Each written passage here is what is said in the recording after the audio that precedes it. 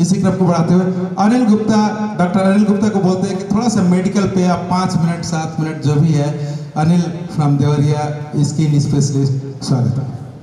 Thank you, welcome to all dignities on present on the dash. Thank you very much. मैं यही कहना चाहूँगा medical की तैयारी के लिए कि किस क्लास के बच्चे यहाँ ज़्यादा हैं? 9 से 12 तक, 9, 11, 10। तो आपका फोकस किस पे है? डॉक्टरी की तरफ कि इंजीनियरिंग की तरफ? मेडिकल, ठीक। तो इंटरेस्ट किस सब्जेक्ट में ज़्यादा है? बायोलॉजी में, फिजिक्स, केमिस्ट्री, किसमें? बायो। तो सिर्फ एक सब्जेक्ट से सिलेक्शन नहीं होगा, ये भी ध्यान रखना है, क्योंकि जो क्वेश्चन आएंगे वो फिजिक्स, केमिस्ट्री और बायोलॉजी दोनों तीनों से आएंगे। तो इसका मतलब ये नहीं है कि सिर्फ आपको बायो को ही पढ़ना है। बायो तो सभी पढ़ लेंगे, ठीक। अगर आपका इंटरेस्ट है तो उसमें तैयारी के लिए ध्यान रखना है कि सारे सब्जेक्ट के लिए प्रॉपर समय निकालना है। कैसे उसको प्रॉपर हम अपने सारे सब्जेक्ट के लिए टाइम निकालें, क्योंकि एक सब्जेक्ट से आप सिलेक्शन ले सकते हैं, रैंक नहीं आ सकती। और आज की डेट में गवर्नमेंट कॉलेज में सिर्फ 30,000 सीट है MBBS की, और बाकी तो प्राइवेट में है। और जो बच्चे आज की डेट में एग्ज़ाम नीट में बैठ रहे हैं वो 18 लाख बच्चे हैं। अब आप सोच सकते हैं कि 18 में से सिर्फ 30,000 का सिलेक्शन होना है, तो उसके लिए सिर्फ एक सब्जेक्ट जो आप बोल रहे हैं कि बायोलॉजी से, उससे कभी नहीं होगा। जैसा बाकी लोगों ने भी बताया, फिजिक्स केमिस्ट्री बहुत इंपॉर्टेंट है। If you want to take the rank, physics chemistry always very important for you. तो इस बात को ध्यान रखना है। मेरा फोकस यही रहेगा कि आप उसको कैसे तैयारी करना है। उसके लिए समय का डिस्ट्रीब्यूशन बहुत इंपॉर्टेंट है सारे सब्जेक्ट के लिए। और ये नहीं कि स्टडी जो करनी है, आप पहले से अपना गोल डिसाइड करेंगे कि कैसे उसको हम प्रॉपर तीनों सब्जेक्ट के लिए टाइम दें, कहाँ से गाइडेंस लें। आज की डेट में इंटरनेट पे सारी चीज़ें अवेलेबल हैं, सभी को पता है फाउंडेशन कोर्स क्या होते हैं, क्या है।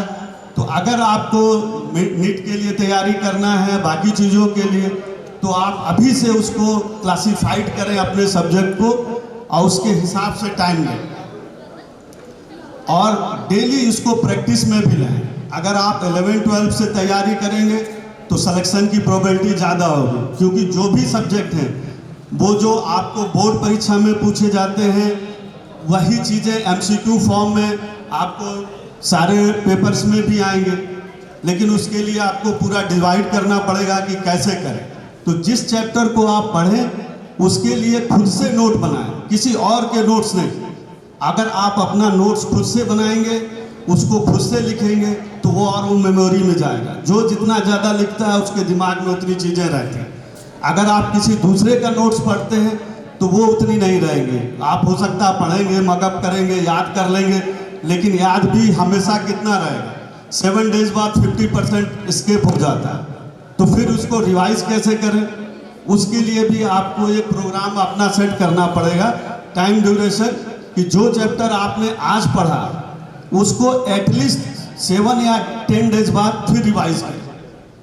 अगर जब तक आप उसको रिवाइज नहीं करेंगे वो फिर याद नहीं रहेगा। 10 डेज बाद लगभग 90% चीज़ें भूल जाता है, फिर स्किप कर जाता है। तो ये नहीं कि इतने चैप्टर हैं हमने पढ़ा है, इसको हम 6 महीने बाद या 7 महीने बाद फिर रिवाइज करें, वो चीज़ें फिर याद नहीं रहेंगी। और हर सब्जेक्ट के लिए ज़रूरी है ये पैटर्न आपको फॉलो करना पड़े। नीट के तैयारी के लिए NCERT ही अब है मेन बुक। पहले जब हम लोग देते थे तो CPMT अलग होती थी और PMT अलग होती थी। ऑल इंडिया टेस्ट जो इसको पहले बोलते थे वो PMT होती थी। तो PMT के लिए जो सिलेबस होता था वो CBSE का होता था। चूँकि मैं UP बोर्ड से पढ़ा हूँ, GIC से पढ़ा हूँ, क्लास 12 से लेके क्लास 6 से 12 तक मैं GIC से ही पढ़ा हूँ। अब भैया मेरे सीनियर रहे हैं, मेरे बड़े भाई भी इनके साथ ही पढ़े हुए हैं। मेरा एक छोटा, मुझसे भी एक जस्ट बड़े भाई हैं, वो इंजीनियर हैं, वो NHPC चंबा में है, उन्होंने भी GIC से ही किया है। तो हम लोग तीन भाई GIC से पढ़े हैं, 2 भाई बाहर थे, 5 भाई हैं। मैं सबसे छोटा हूँ मैंने डॉक्टरी किया है।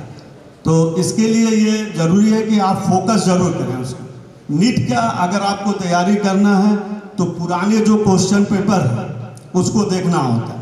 तो 2006 के बाद से सारा सिलेबस चेंज होके एनसीईआरटी पे आ गया है।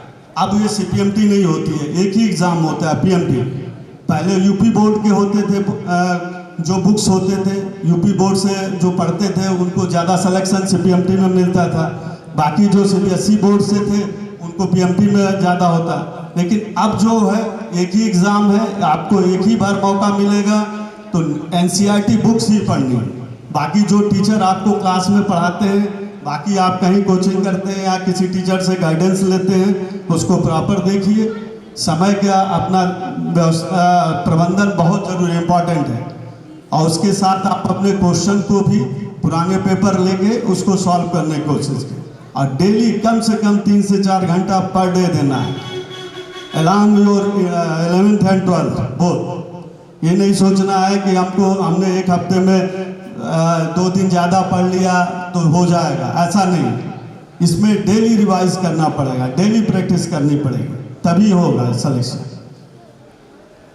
और किसी को कुछ पूछना है, कोई पूछना चाहता है? हाँ, देखो दिल्ली एम्स का भी सिलेक्शन नीट पीजी से ही होगा। अगर 720 का है तो 720 से 715 तक में ही एम्स में सिलेक्शन होता है। जो भी है अब एक ही एग्जाम है, नीट है, तो नीट के लिए 720 का नंबर है। विद इन 5 to 10 नंबर में करीब 500-600 बच्चे सेलेक्ट होते हैं। और दिल्ली में जो एम्स में है वो पहले से लेके 50 तक में हो जाएगा। तो अब आपको अंदाज़ा लग जाएगा कि 720 से 715 के अंदर आना पड़ेगा। और किसी को? Thank you very much. Thank you Anil. हम जी को बोलेंगे 5 मिनट में थोड़ा सा बच्चों को आप गाइड कर दें, फिर हम अगले फैकल्टी को बुलाते हैं। Doctor Umashankar ji from BRDPG, ये भी डॉक्टर अनिल जी के साथ हैं। मंचासीन sir, good afternoon everyone students. Special thanks to doctor SK Kushwaha sir to introduce me as a, आपके बीच में बोलने के लिए जो उनको इतना अवसर दिए उसके लिए स्पेशल थैंक। सर ने अनिल सर ने सारा तो जो नीट के बारे में था सारा बता दिया। तो 2 ईयर आपको लगना है, उसके पहले सिलेक्शन नहीं होते। अगर आप 11 से ही प्रिपरेशन कर देंगे तो जो आपको पोस्ट 11 पास होने के बाद जो आप 2 साल प्रिपरेशन करते हैं नीट कोडा जहाँ भी जा करके, वो चीज़ें आपको नहीं होंगी। और हमेशा यही देखना है कि बेसिक्स पढ़ें। जो हमारी एनसीईआरटी हो गई, पहले की बुक्स थी, अब तो सिलेबस चेंज हो गया है, तो सारे एनसीईआरटीज़ के बुक लीजिए और उसको अच्छी तरीक़ा से पढ़िए प्लस लिखिए। हमेशा लिखने का आदत डालिए। जब लिखेंगे तो आपको कंसंट्रेशन बनेगा, चीज़ें याद रहेंगी। जो सब लोगों ने बताया अभी कि बच्चे रटने का कोशिश करते हैं, तो रटने में अक्सर चीज़ें स्लिप करती हैं। अगर आप रट करके तैयार कर लिए, उसको बार बार रिवाइज नहीं कर रहे हैं, तो वो चीज़ें आपको 1-2 महीने में भूलने लगती हैं। वैसे भी आप जो चीज़ पढ़ रहे हैं अगले दिन रिवाइज नहीं किए तो 20-30% तो वो उसी तरह भूल जाती है। इसलिए रिवीजन मस्ट है। जब भी प्रिपरेशन स्टार्ट करिए तो बेसिक्स अपना पढ़िए, बेसिक्स लेके चलिए और टाइम टेबल बनाइए। जी ने बताया कि टाइम टेबल के अनुसार अपने को रखना है, लेकिन टाइम टेबल ऐसा भी नहीं बनाना है कि आपको कंप्यूटर बन जाना है। हम लोग अभी साइकेट्री OPD में देखते हैं कि जब एग्जाम्स स्टार्ट होते हैं तो बच्चे बेहोशी के हालत में हम लोग के पास आते हैं। उनसे काउंसलिंग में बात करने में पता चलता है कि बच्चे को क्या हुआ। बच्चा तो रात को सही था, अगले डे एग्जाम है, बच्चे को बेहोशी हो गया। उसके बाद जब बात होता है बच्चे से तो बच्चा ये बोलता है कि हमने पढ़ाई नहीं किया, एग्जाम्स आ गए, हमारे ऊपर ये था कि हम कैसे कर पाएंगे एग्जाम में फेल हो जाएंगे। फियर होता है बच्चे को कि हम फेल हो सकते हैं। बच्चे के मानसिक में दिक्कत होता है, फिर बच्चा बेहोश होने लगता है। तो वो चीज़ नहीं करना है। जब आप रेगुलर पढ़ेंगे तो वो चीज़ें नहीं होंगी जो आजकल बच्चे में ज़्यादा हो रहा है। और हमेशा जब भी आपको नीट के तरफ या IIT के तरफ या सिविल सर्विसेज के तरफ आप सोचेंगे तो हमेशा अपना डिसीजन रखिए, गार्जियंस का डिसीजन लेके नहीं चलना है। अगर गार्जियन कहे कि IIT करना है, अगर आपको मन है कि डॉक्टर बनना है, नीट करना है, तो नीट ही करिए। उसके लिए अगर गार्जियन नाराज हो रहा है तो कोई नहीं, लेकिन अगर गार्जियन के अनुसार उनकी विश को लेके चलेंगे तो फिर कैरियर दिक्कत आती है। और हमेशा पढ़िए, रेगुलर पढ़िए। हाँ, कुछ बच्चों का इस समय है कि वो रात में बहुत ज्यादा पढ़ते हैं। ऐसा कोई रूल फास्ट नहीं है कि नाइट में आप ज्यादा पढ़ेंगे तो ज्यादा गेन करेंगे। मिडनाइट पढ़िए या सुबह में उठ के पढ़िए, लेकिन पढ़िए, बस ये है। लास्ट में मैं बस एक छोटी सी स्लोगन के साथ खत्म करना चाहता हूँ। जो हमारे टीचर्स देवरिया के, हम तो अग्रसेन इंटर कॉलेज में पढ़े हैं, वहाँ के टीचर अक्सर, और हमारे फिजिक्स के टीचर डॉक्टर होरा जी अक्सर बताते रहते थे, एक ही चीज याद रखिए, आज हम क्या हैं इस बात पे निर्भर करता है कि पास्ट में हमने क्या किया है, कल हम क्या होंगे इस बात पे निर्भर करता है कि आज हम क्या कर रहे हैं।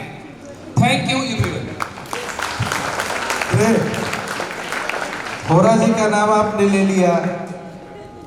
फिजिक्स GIC के हमारे टीचर हम लोगों को भी पढ़ाए हैं।